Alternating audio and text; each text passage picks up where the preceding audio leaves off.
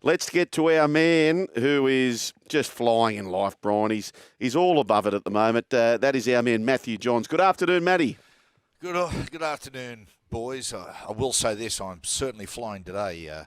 Did a little bit of work this morning, dug a bit of a hole in the backyard, and went upstairs, and Trish went about 12:30. She said, "Do you fancy a glass of red wine?" And from there, it's just been hammer time. Yes. Launching. That's great. Just a couple of things I want to clear up. What are you doing burying in the backyard? Yeah. Are you planting a tree or something? Money tree? Burying a time capsule? No, what it was, Fletch, this time of the year, my lawn, I take great pride in my lawn. Since I lost my dog, the lawn's become my pet. Yep. I get it there and I cultivate it, I water it.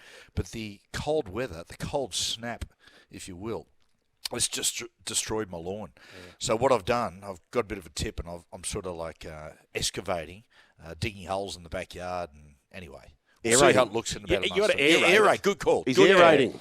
Do you get those Hecko shoes you get from Bunnings and parade around like you stomp on it?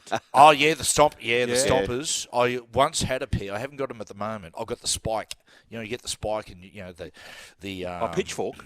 Yeah, like the trident. Yes. Yeah. As Lucifer herself would use. Yeah, Poseidon. More Poseidon. Poseidon. Yeah. Yep, I've been just poking the grass. Hey, boys, not just the grass. Just thinking about this, I just want to get your opinion. A time capsule. Just say you were asked to do a time capsule now. We're going to open it up in 50 years. Currently now, what would you put in there? What would you put in now for 50 years' time? In 50 years, I go, geez, what about this? Yeah. Have you got anything? Oh, Jesus. That's a big question at short notice. Yeah, Fletch. I know. And then... The problem is, like, say an iPhone, for example, right? Yeah. You could put the charger in it with as well, but it's every chance the PowerPoints and everything are changed by that time as well. Yeah, we won't be having phones. So that wouldn't work. Like, honestly, they would laugh at us. Yep. They pull out. Isn't it amazing? Like, technology breeds technology in the fact that, like, where is technology? What is going to be out there, like, 50 years' time? Even 10 years' time? Like, seriously, like, I think... Here's my prediction, right? And fair enough. It might be the Pinot Noir talking, which was wonderful. But I reckon it's almost, they will look at us almost like cavemen. Just go, can you believe they used to do this? And even just 50 years' time. The difference, I think, as we would look back to people in 50 years, they will look back at us as almost like 300 or 400 years. Wow. Okay, do you think there's going to be a hoverboard like McFly, Marty McFly? I've been waiting for a hoverboard. I just don't think we're going to see it in our lifetime. I know. You know what? I want a puffer vest. Yep. I want some Nike high top shoes. I want stonewashed jeans, and I don't want a hoverboard. They're all coming back. And I want Huey Lewis. Yes, I want Biff. Just getting back to this, Matty, before we talk some rugby league, the conundrum that Sugar came up with. Go, Sugar. Okay. So, Matthew, we've had great debate about this, and the text board is torn. Okay, so you imagine you're at the start line of a 100-metre dash, and you've got Joey Chestnut in lane 1, and in lane 8 you've got Usain Bolt. At his peak? Both at their peak. Yep. Both at their peak of powers. What you need to do, you've got to smash down a full hot dog and then embark upon the 100-metre race. Who wins that race? So you got to smash a hot dog. Yep. Down. Then smash the 100 metres out. Digest it. It's got to go. Can't be in your northern. Yeah, nothing in your mouth. You've got to show your mouth to the camera and then bang, off you go. Oh, gotcha. So, Joey Chestnut versus Usain Bolt. Yep. I would say... I reckon Usain would get him still. Because, mate, if you've seen Joey Chestnut, he's just a mess. We had him on Joey Chestnut. Mate, honestly, he came on because when you think about a hot dog eating champion, you think of him as a real sort of fun, laissez-faire guy. He came on the road. He was just a dead shit. He was just like, he had no personality whatsoever. Well, okay, I suppose that happens by eating mouths and arseholes all the time. I've asked Claude, Joey Chestnut, on average, eats one hot dog, 9 seconds. Yeah. the average human runs 100 metres, 17 to 19 seconds. So he's getting it done in less than 30 seconds. Who? Joey Chestnut is getting it done in less than 30 seconds, the whole thing. Yes. So he's 8 seconds. I'm going to say, because as Matty said, he's a fat heap. So it's 19 at the higher end. That's 30 seconds.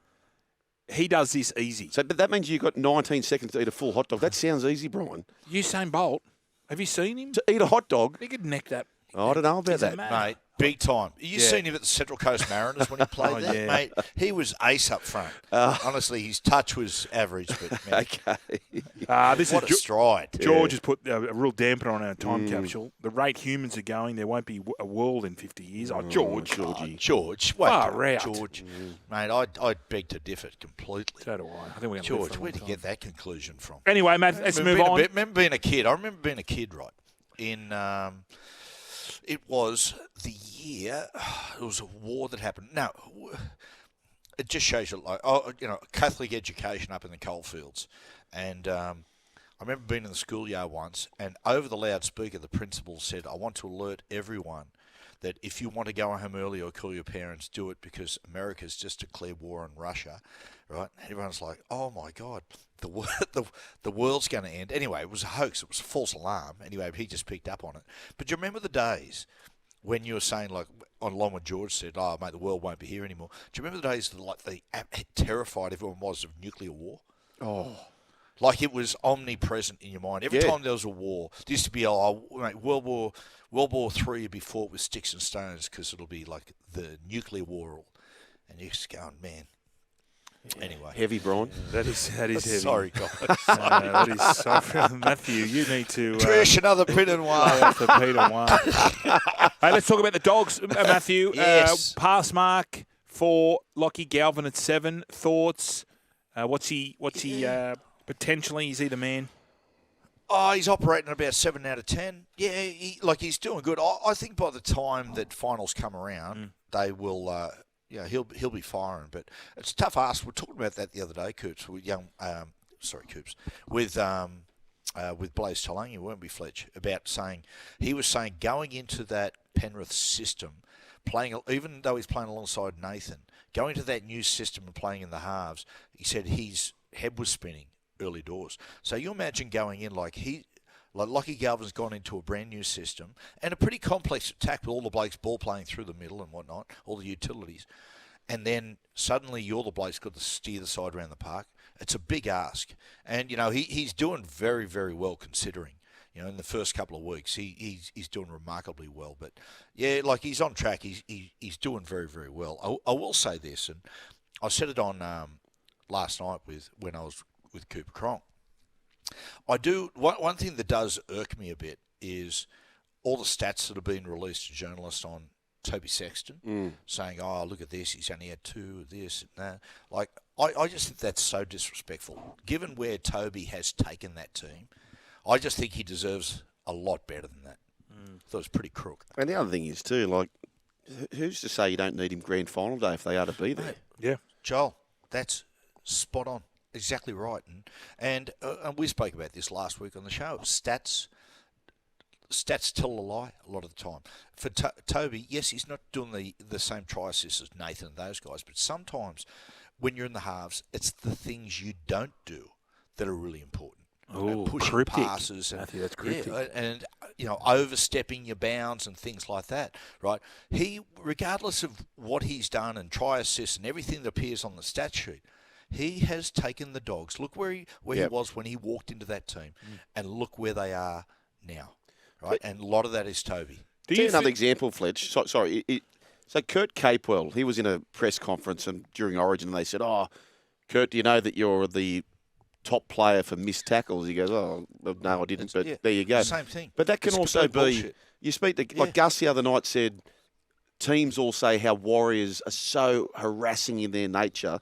If their nature to defend is very harassing and aggressive, you're naturally going to miss a lot of tackles, aren't you? If you're up, flying up. Absolutely. Yeah, I'm with you completely. It's complete bullshit. Like the missed tackle count. There's bad misses, and there's like mild misses. And one of the things with Kurt, when you watch him, the reason he misses tackles, right, because he's just so energised in defence, such an attitude, and a lot of them are scrambling misses. Yep. You know, like he's getting there and he's trying to cover from other blokes, and he might just drop off a tackle. But the other one is this, and sometimes they'll point the halves on this, and they'll say, "Oh, mate, look at this half, any tackles he misses." But there's two types of misses. There's the low risk miss, which someone gets up in the line against a bigger guy, and although you miss the tackle, they bump off you, if that makes sense, and they bounce back, and then someone else will make the tackle. Compared to a miss where you sit on your heels and they run through you, right? And so, the missed tackle count you take it. You really take it with a grain of salt. Matthew, the Newcastle Knights, horrific end of that game. Like they did. How do you, if you're Adam O'Brien, how do you get them back up again? What's some of the advice you're gonna say to these young blokes? Oh, you probably show them the game and just go, look, what they went through the whole week, all the distractions, like the fact that Adam was about to be axed, dropped, kicked out of the club, whatever you want to say. The fact that Kalen was about to walk and go to European rugby. And then on top of that, a virus just went completely through the playing group. And for a while there, they were going, mate, where are we going to find the players? Or that many blokes that were crook. And a captain's run abandoned. Yet what they put up, that sort of fight. And if I'm Adam O'Brien, I'm saying, listen, boys, don't worry about wins and losses. Forget about all that. Like, what you did out there, how you played, mate. You should be proud of yourselves. And if you play that way all the time, the team, and the town and the crowd will get behind you. That was so hard to watch. Hey, this might be a challenge, boys. It was, mate. It was almost like, it's like, I was sitting there thinking to myself, as an old Knights bloke, I was going, maybe God hates us. Does God hate the Knights? I'm starting to think that way. What have we done? I don't know. To the dear Lord? I can ring Gus. I'll ask him. But it's like when you're on the punt, right? So like for Flano and Adam O'Brien, and like when you're on the punt, sometimes no matter what you're back, it's the best bet of the world. They get chinned. They just get chinned. And then you don't back it, and it wins. I feel that's the punting gods telling you, just drop off. Drop off. Just have a break. Yep. Isn't it funny like that? You get there sometimes, and you've got to remind yourself that the whole world universe doesn't revolve around you. However, when you're a punter, you actually believe it does. Because when you're in the mood, your horse always wins, and always finds a way to win, no matter where it sits. And when you're just having a bad day, it just doesn't matter what you back, who it is. It could be $1.10. It finds a way to get beat. Yeah, 100%. Matty, I was just thinking the other day, it got voted again, but it was a bodgy. No, actually, I'm not going to say it was a bodgy judge. It was the local paper local Sydney Rag gave the Upper Crust the best pie shop in Sydney. Now, you live right there. Are you hoeing into them on a regular basis? I'm a 1 minute walk around the corner. Well, I'm going to say something highly controversial. Yes. There's another one just down the road. If you head down Pittwater Road at Collaroy, right, and go past the main shops, I'm trying to think of the street. I can't think of the street. We'll talk about it on Thursday. But you do a left turn in the street, and there's a Thai bakery. And Thai or Vietnamese? Thai. Thai bakery? It's a bakery, yep. Okay. Yep. All Thai girls that own it and run it. Salty Cup. And it is, mate, the pies there, delicious, to say the least. But upper crust is sensational. You see them, they line up around the block. So many texts coming through, boys, and we've got to go. But we don't have to go yet because I just want to get this. So, Matty, our young panel operator here, Chriso Hemsley Buckets, apparently he went up to you the other day down at the Collaroy, was following you around like a puppy dog. You shook him off. You bolted into the gaming area to play the pokies and then proceeded to tell Chris to piss off. Did you? Is that correct? That's not true. Hang on. No, you're throwing me under the bus. What happened, What did he Chris? say? No, he was getting harassed. People asking him to say, go Avalon Dogs and all that. So I just went and shuffled him to the side, got him all away from him. Did you run an escort for him? Yeah. Okay. And he didn't appreciate it. Matty didn't say thank you very much. He was very friendly. What, like what? Yeah, there you go, Chris. See, I'm a people person. What do you say? Boys, I'm not a communist, I'm a socialist. That's right. Somebody is suggesting here that if you had Hindy, Usain Bolt, and Joey Chestnut, Hindy would beat them both. Is that fair or not? Hindy's he can motor, Yeah. So but he's not. No, he can't swallow that well. Right. He's got bad. He's got a like he can eat. Yeah, obviously, his gill's no good. but he's quite the slow eater. Okay. He just can't. Yeah, like he his gullet won't allow him to jam something down that far to go down the right. esophagus. Okay. Isn't it funny? He's one of the biggish guys. Like, he carries some timber. But, those biggish guys have still got a bit of fast twitch in him. Oh, yeah. Mate, he can move. He can move. He Can move. He can Saw move him all today right. in some undies. Wow. Okay. Oh, Holy mate. hell. Liam Honestly, Neeson levels. Yeah, mate, he doesn't pull it out, he unfurls it. No. Good on you, Hindy. Thick wrists. Yes. Righto, mate. Thank you very Righto, much, boys. Matthew. Oh, good on you. Go and get another. I'm going back to the... Oh, Okay. see you, boys. See you, mate. Now, Brian, there's been some big news, massive news, in fact, particularly around the case of a man, Bradley John Murdoch, the murder of Peter Falconia. Now, we are going to catch up with Channel 7 crime reporter. Now, I said to Channel 7 specifically, I need somebody with 2 H's, 2 A's, 2 N's and 2 O's. I need a Hannah Foord in our diet. Hannah Foord, Channel 7 reporter. Welcome to the Run Home with Joel and Fletch. How are you, Hannah? Good evening. Nice to be here. Oh, it's great to have your company. Now, this is the big story. And let's start with the end. And Hannah, people were sweating on. They thought for sure this guy, this heinous guy, Bradley John Murdoch, would give some information prior to his passing. Did that happen? Did it not happen? Absolutely, they thought that it would happen. I mean, it was his dying days. If it was going to be any time, it was going to be then. He was being pushed. There were detectives coming in and out of his palliative care room. He was diagnosed with terminal lung cancer, and only a few weeks before his death, it had moved to his brain. And that is when he was shifted from the Alice Springs Correctional Centre to the Palliative Care Centre. And that is when detectives really turned up the heat. They were visiting him a lot. And, he's got nothing to lose. Why not tell the truth now? Unfortunately, he's decided to take those secrets to his grave. And he wouldn't even engage with detectives when they came into his room, which is absolutely devastating and heartbreaking for Peter Falconio's family, and of course the detectives that have been working on this case for so long. Hannah, can I ask, and we are chatting with Hannah Foord of Channel 7, crime reporter, why did we think this was going to happen? Had he teased that? Or why did we think that on his deathbed that he may come forward with some information? I think because he'd been keeping it a secret for so long, because there was so much pressure on him, because it was now or never. Yeah. I think there was definitely people close to him that hinted to me that he was going to say something before he passed. I don't know whether it was going to be a confession, but it sounded like he wanted to send a message. From the people that were talking to him, that's what they told me. Whether he's left something and we haven't seen it yet, or are yet to read it or hear about it, that's obviously an option too. But the pressure was on him, and also he was vulnerable. He was really vulnerable. He was very sick. If he was going to do it, it would have been then.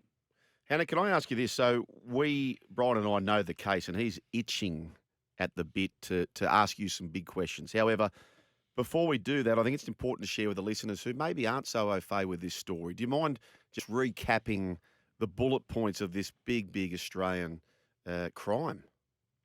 Yeah. Well, it was 24 years ago now, which is like almost a quarter of a century. It doesn't feel like it's been that long ago to me.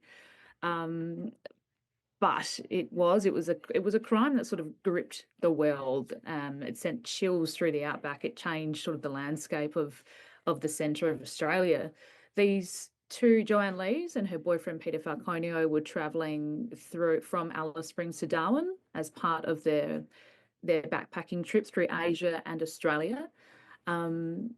they were in that orange combi van, which is now a very famous image in, I think, everyone's mind. It's so haunting now, that picture. But they were driving in that. They were going along the highway, and they were signalled to pull over by a stranger. That stranger was Bradley Murdoch, and he said that their exhaust was sparking. So Peter Falconio got out, and that is when he was shot in the head at the back of that combi van. From there, Joanne Lees was pushed to the ground. She was cable tied and thrown into his ute. She managed to escape. The court heard while he was moving the body of Peter. She managed to get out of his ute and run. And then it was 5 hours, which is so hard to believe, that she was managed to hide in the bush for that long, 5 hours, until she then made her way to the highway and signalled for a truckie to come and pick her up. And obviously since then, there's been no body. So that has been the huge mystery to this. What happened to him? What did he do with his victim? And that is just what we all so desperately want to know. And hopefully one day there is still hope. And Peter Falconio's family hope that one day we'll know the answer to that. Hannah, throughout the investigation, did Bradley John Murdoch, was he always admitting, did he admit any guilt, or did he admit to even seeing these, the two, the couple? No, he was steadfast throughout his entire days in prison, during his arrest. He's always been steadfast that he's innocent, never once showing any sort of glimpse of admission. It's the thing that sealed the case was DNA that was on her shirt, on Joanne Lees' shirt, that was from Bradley Murdoch. He's always said that he was in a Red Rooster when they were in there, and perhaps some DNA transferred from there. But the people that I know of that he's been in prison with have always said he's always been strong. He's always been downtrodden and upset that he is being innocently jailed. The people close to him that I know, that I've been speaking to over the past few weeks, have said they have asked him point blank, just tell me, I'm not going to think any differently of you because I'm close to you. And he still wouldn't admit it to anyone. Wow. That is that close to him. He's been steadfast in saying that he is innocent. Did he have, like they say he was a convicted drug dealer? Did he admit to any of that, saying that he was, because I've seen the documentaries and all those crime documentaries and stories, they're saying, he used to run drugs from the north end, top end, all the way down Alice Springs. Did he admit that? Like, did he say that was what I did? And I'm definitely not a murderer. I am a drug runner. I think it's been very well known. I don't think there's never been really a focus on whether he's admitted on that scale. Okay. What is interesting is how he was arrested. He was always the prime suspect for Northern Territory Police, but he was arrested in South Australia here for assaulting a 12-year-old girl, sexually assaulting a 12-year-old girl. He was put on trial here on those charges and found not guilty. And the detectives from Northern Territory Police filled up that courtroom. And as soon as he was found not guilty, they rearrested him. And that's where those famous images are of him being dragged outside of the courtroom. It sort of came unexpectedly for him, I think. He was blindsided, partly blindsided by that, but he never admitted that crime either, and obviously was found not guilty of that. So he's never really admitted any of his. No. No. And No. Joanna Lees, did she identify him? Yes. Right. So she make no mistake. She said, this Bradley John Murdoch is absolutely. Gotcha. Okay. Hannah, can I just go back to that arrest following the court case where he was found to be not guilty? Okay. He comes out. Why was it at that moment they pounced on him? I think because he had been arrested over that crime, they were able to secure his DNA. Gotcha. And that is when they were able to connect it to Joanne Lee's T-shirt. They had found her hair tie in his ute, which is another very interesting part of this case. So they had that, and then there was that final DNA piece that they needed. So he had to give over his DNA as part of that case. So so that's what. Sorry, Hannah. When we looked at these documentaries, and then you get on to YouTube, you see all these keyboard warriors. Who did all the digging to find out that Joanna Lees may or may not have had an affair with someone else? Where did that all come from, and why did they keep pushing that narrative? Yeah, look, obviously throughout that whole trial, from the very start, she had that candor about her, that English stiff upper lip sort of demeanour, which made people not believe her. And I think especially Australians were like, there's something not right about this woman, but it's just her. That's just how she came across. And so I think people were very untrustworthy of her side of the story. She didn't cry much. She held a lot of her emotion in. She didn't seem to be hysterical, or she didn't seem, from our point of view, from many witnesses' point of view, someone who was mourning their boyfriend. So I think that's how it all became something that people started digging. They were like, we don't understand how you're reacting. And maybe that's just because that's how she is, and it's a cultural gap, almost. Was that the defence doing all that, or was it just No, Mrs. Jones doing it? Yeah, it sounds like it was more people in sort of onlookers, bystanders. As far as I know, that never was part of the case. No, it was more of the aftermath of the chat. Yeah. We are chatting to a doyen of all things crime reporter of Channel 7, Hannah Foord, talking about the passing of Bradley John Murdoch, who was found guilty of the murder of Peter Falconia. Can I ask you this, Hannah? You mentioned it was about 24 years ago. Is that right? Yep. Mm-hmm. So what was the feedback from those in prison, those who were either inmates alongside him, or perhaps those running the show there? What was the feedback on him in his time inside? Yeah, well, chillingly, he died a day after the 24th anniversary of the murder, which was, I don't know, that just sent, I just got goosebumps when I heard that, when I heard of the news. Yeah, the day I don't know, gave me the goosebumps.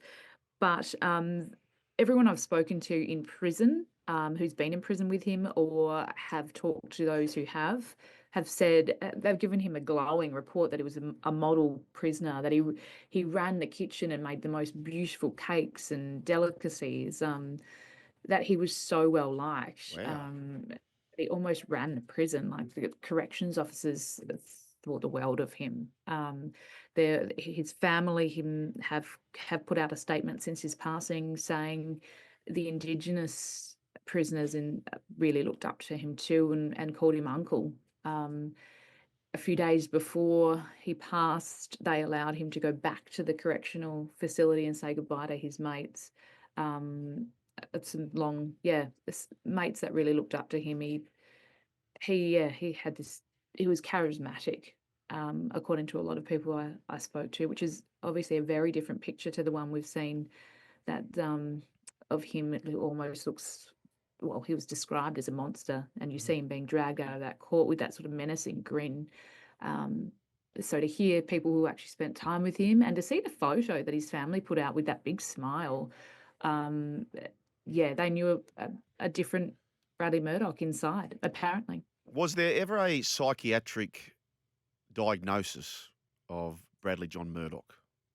Not that I'm aware of. No. I think that would have been a very different case if, obviously, that mental competence might have come into it then. Just going back to his family, was he a local? Where was he? Where did he grow up? I believe he grew up in Perth WA. I think that's where most of his family are from. I spent a lot of time in South Australia too. But being a truckie, he spent a lot of time, a lot of places. And was he known to police prior to this? I know he never admitted to those other charges, but was he on the radar before this? Do we know? I'm unsure. Yeah. I know it's obviously been very well known that he was doing those drug runs, but whether he was on their radar for that or anything else, I'm unsure. And do you know if he was going to be eligible for parole at all?